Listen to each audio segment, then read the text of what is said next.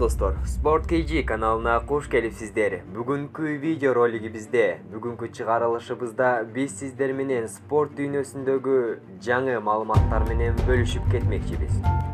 Koronavirus ildetine байланыштуу көптөгөн өлкөлөрдө, дегеле бардык жакта адам көп чогулган жерлер жабылууда. Көптөгөн биздин сүймөнчүлүгүбүзгө айланган мушкелдердин тренировка кылуучу жайлары да көп адам чогулуучу жайлардын катарына киргендиктен алар дагы четте калган жок.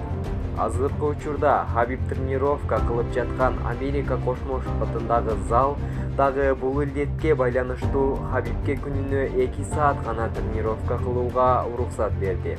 Андан сырткары Хабиб менен машыккандардын саны дагы кескин түрдө кыскартылды. Спарринг партнерлорго көп учурда уруксат берилбегендигине байланыштуу Хабиб кез-кезде өзү жалгыз тренировка кылууга мажбур болуп жатат. Көптөгөн эрежесиз эл-уруш күйөрмандарынын жакынкы учурда пландаштырылган чоң иш-чаралар өткөрүлөбү деген суроосуна Дана Уайт так жана айкын жооп берди. Анын сөздөрүнө кулак салып көрөлү. Дана Уайттын сөздөрүнө келсек, акыркы жаңылыктарга таянсак, ал Хабиб менен Тонинин беттеши болор экендигин дагы бир жолу тастыктап айтып кетти. Бул бой болот. Биз бул илдет тууралуу акыркы жаңылыктар менен күн сайын кабардар болуп турабыз. Кандай гана болбосун бул беттеш өткөрүлүшү шарт жана бул беттешти өткөрүү үчүн биз күн сайын колдон келген аракетибизди көрүп жатабыз. Албетте, COVID-19 оорусу дүйнө жүзүн дүрбөлөңгө салып турат. Бирок кандай гана болбосун бул беттештин болбой калышын мен элестете да албайм. Андан сырткары мындан башка чоң иш-чаралар дагы болбой калбайт. Мүмкүн биз алардын убактысын жылдырабыз. Бирок эмнени пландаган болсок, ошол нерселердин баарын өткөрүүгө колубуздан келишинче аракет кылып жатабыз. Ушундай сөздөрдү Дана Уайт журналисттерге айтып өттү.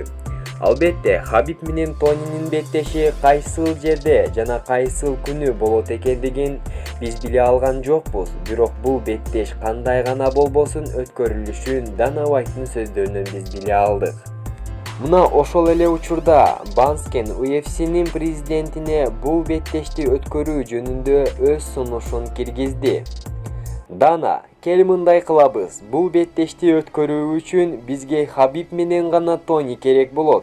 Азыркы учурда Америкада 10 ашуун адам чогулган иш-чараларга дагы тыюу салынган.